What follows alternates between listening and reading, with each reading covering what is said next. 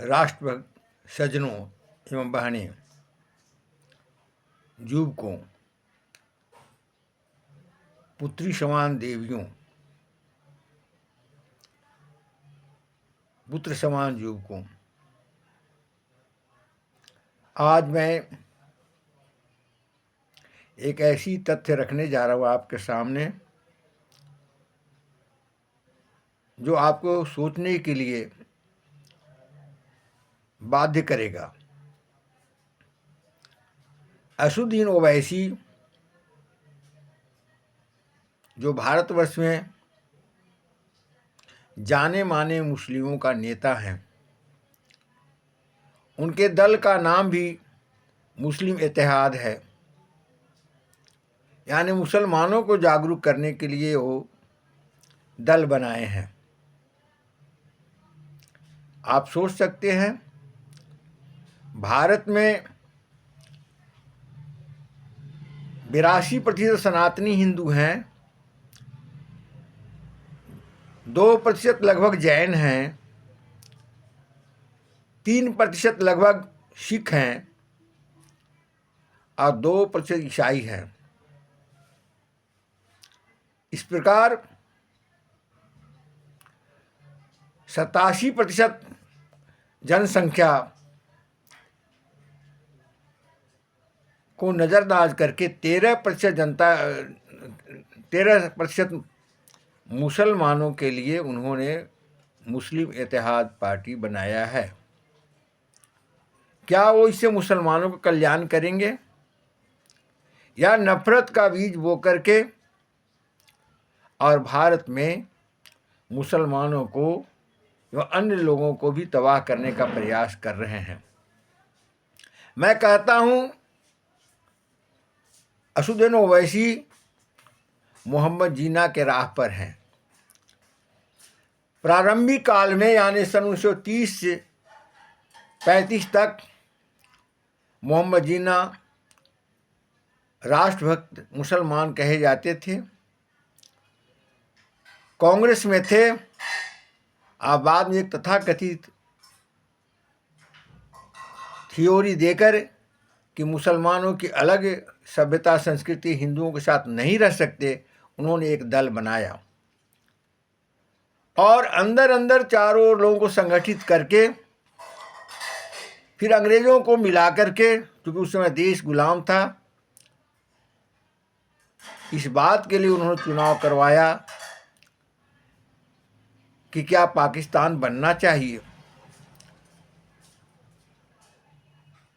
और उसके बाद परिणाम सामने आया, पूरा देश दंगा और हत्या, अनाचार, बेविचार, धर्मांतरण से जल उठा।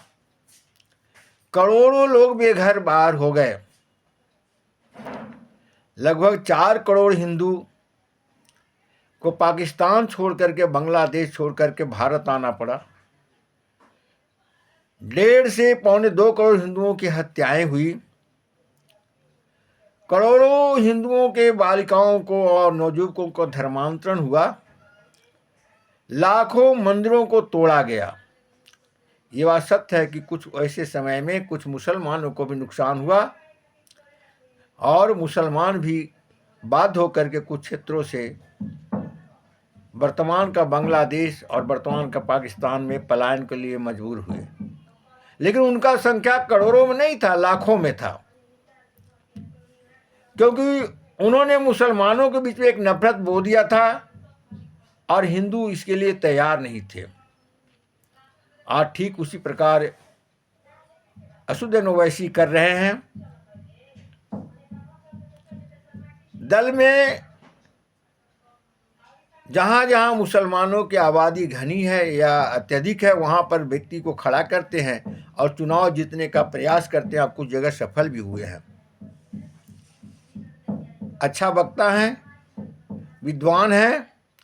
भारत सरकार के अंतर्गत भी उनको एक सम्मान मिला हुआ है और सरकार भी उनकी पूरा सुरक्षा की चिंता करती है। करना चाहिए, इसमें मेरा कुछ कहना नहीं है। लेकिन एक बात मुझे कहना है कि वो गलत चीज़ें बोलते हैं। उन्होंने पार्लियामेंट में कहा कि वंदे मातरम गीत का गायन करना इस्लाम विरोधी है। ये बात उन्होंने गलत कहा है। भारत में अगर रहते हैं तो भारत में रहने वाले सभी नागरिकों को भारत के प्रति सम्मान रखना आवश्यक है। और जो सिद्धांत है कि हम ईश्वर को, गॉड को, अल्लाह को माँ दुर्गा, माँ काली, माँ लक्ष्मी, माँ सरस्वती के रूप में भी देखते हैं। ये आज से नहीं, करोड़ों वर्ष से आ रहा है। हम वह नहीं हैं जो अरब के लोगों ने अपने संस्कृति को मिटा दिया और पवित्र माँ लक्ष्मी, माँ काली, माँ सरस्वती का जो मंदिर था, जिसको मनात, लात और उझा नाम की देवी के नाम से पूजा जाता था, उस मंदिरों को उन्होंने ध्वस्त किया। लेकिन वहाँ जो शक्ति उन्हें दिखाई पड़ा, ये स्वीकार के तोड़ने वाले भी कि वो ताकत सामने आकर के और बोली कि ये काम तुमने किया, ये अच्छा नहीं किया। हालांकि वो ताकत उनके सामने नहीं आया, वो ताकत अनंत है, वो साधक कोई मिल सकता है। लेकिन कोई तपस्विनी महिला जो मूर्ति के आसपास बैठी हुई होगी, उसको जब उन्होंने सर को अलग किया तो उसके पहले उन्होंने कहा कि ये तुमने अच्छा नहीं किया। अब आज आप देख रहे हैं अरब देश में देवताओं का अनादर के कारण, यहूदी संस्कृति में वहाँ के पूजा स्थलों पर गौ बलि के कारण, यहूदी लोगों की बात मैं अब कर रहा हूँ, शांति नहीं है। यहाँ तक कि पैगंबर साहब को भी उन लोगों ने, खास करके अरब के मुसलमानों ने सही ढंग से उस समय नहीं आंका, न समझा, न आदर दिया। यदि ऐसा हुआ होता तो करबला के मैदान में उनके सभी नाती हसन, हुसैन और सभी परिवार के साथ लोगों की हत्याएं नहीं होती। एक सत्यवादी व्यक्ति के साथ उन्होंने ये सलूक किया। इस बात को स्वीकार करना चाहिए असदुद्दीन ओवैसी को कि ये गलत हुआ था। साथ साथ जब भारत के पार्लियामेंट में गो हत्या बंदी की बात आई थी तो उसमें भी उन्होंने कहा था कि अल बकर का मतलब गाय होता है और गाय की हत्या करना कुरान में लिखा हुआ है। मैं कुरान का बहुत ज़्यादा विद्वान नहीं हूँ, लेकिन मैं सभी धर्मों, अपने धर्मों के साथ साथ दूसरे मजहब और रिलीजन को भी आदर के भाव से देखता हूँ। मैंने जो कुरान में पढ़ा है सूरा अल बकर और अल इमरान, तो सूरा अल बकर में इब्राहिम जी से एक व्यक्ति पूछता है, क्या तुम मुसलमान इस्लाम को मानते हो? उन्होंने कहा हाँ मानता तो हूँ। तो क्या तुम अल बकर का मांस खा सकते हो? उन्होंने कहा क्या ये ज़रूरी है इस्लाम को मानने के लिए कि उसका मांस खाऊं? तो उस व्यक्ति ने कहा क्या तुम इसे छू सकते हो? उन्होंने कहा यदि मेरी उंगली में 1000 बार सूता बांध दिया जाए रेशम का तो मैं छू लूँगा। साफ इशारा था कि उसको मैं नहीं छुआ।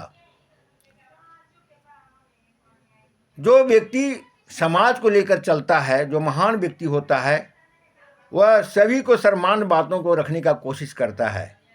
इसमें कोई संदेह नहीं कि इब्राहिम जो थे, जो पैगंबर हुए, ईश्वर के संदेश वाहक हुए, उन्होंने इस बात को तरीके से रखा ताकि विवाद न बढ़े। फिर आखिर गो हत्या जो भारतवर्ष में बांग्लादेश और पाकिस्तान में होता है, इसके खिलाफ असदुद्दीन ओवैसी क्यों नहीं बोलते हैं और मुसलमान नेता तो नहीं बोलते हैं, लेकिन इनमें भारत के प्रति वफादारी है। अलग बात है कि बांग्लादेश और पाकिस्तान के अस्तित्व को भी स्वीकार करते हैं। मैं तो इसे नहीं स्वीकार करता। यह तत्कालिक है और आगे चल के भारत अखंड होगा। लेकिन मैं असदुद्दीन ओवैसी जी को, मैं बहुत बड़ा व्यक्ति नहीं हूँ, लेकिन फिर भी चुनौती दे रहा हूँ कि इन बातों पर वो हमारे साथ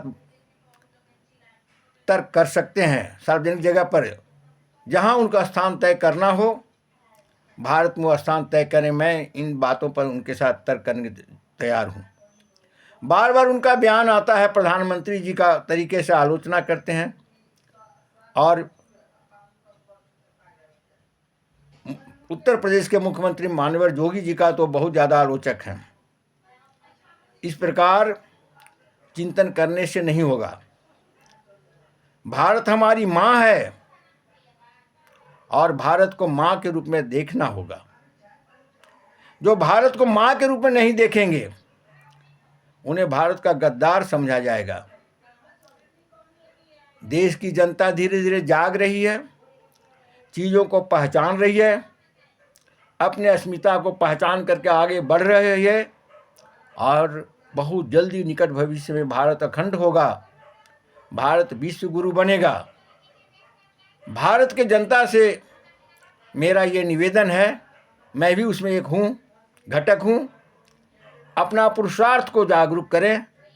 धर्म, अर्थ, काम, मोक्ष, ये जो 4 धर्म के पाया हैं, इसके अनुसार कार्य करें। अपने भारतीय पोशाकों को आदर करें, भारतीय भाषा एवं लिपि को और गणना करने के अंकों को आदर करें, व्यवहार में लाएं। पूजा करते समय भारतीय आचरण को ध्यान में रखें, दूसरे लोग भी आदर करेंगे। साथ साथ मैं असदुद्दीन ओवैसी जी से निवेदन कर रहा हूँ कि अपने चिंतन मनन में वो सुधार करें और भारत की अखंडता को स्वीकार करें। धन्यवाद। जय भारत।